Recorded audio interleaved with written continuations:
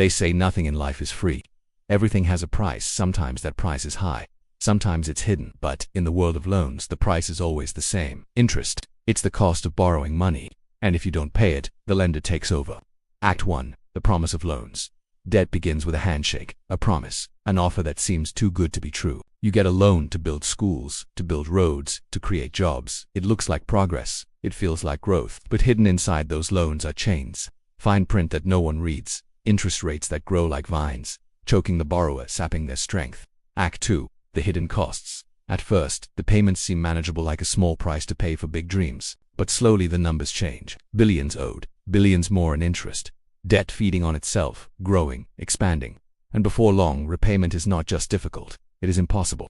Act 3. The trap. That's when the trap closes. The lender pulls the lever and suddenly the borrower can't catch up. They don't have the money. Not now, not ever. So what do?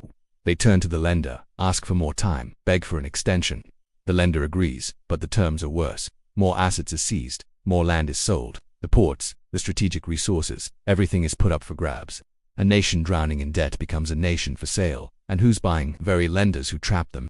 Act 4. The profiteers. Behind these loans are some of the most powerful players in the world. Banks, governments, institutions that came to help but profit from your pain. They are the vultures that circle when a nation stumbles. Every missed payment means more leverage, more control. Every extension means deeper dependence. The debt wasn't an accident. It was a weapon. Act 5. The people. For ordinary citizens, the debt trap means austerity. Hospitals close. Schools are underfunded.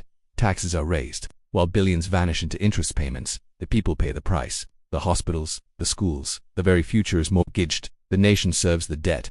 The people pay the price. Act 6. The collapse. The breaking point came when the total reached $700 billion.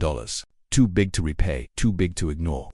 Streets emptied, protests filled the squares, governments fell. International headlines blazed with news of the crisis. But for the lenders, it was victory, because while a nation collapsed, they collected. Act 7. The lesson. The story of the $700 billion debt trap isn't just about one country. It's about all of us. It's about the system. A system where loans look like gifts but act like weapons. Where debt builds schools, then sells them off. Where nations never really borrow money, they borrow time. And sooner or later, the trap always closes. Closing reflection, it wasn't a scam. It wasn't a bubble. It wasn't even a war. It was debt.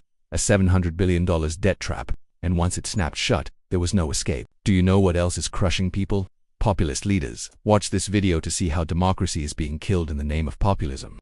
And don't forget to subscribe for more updates.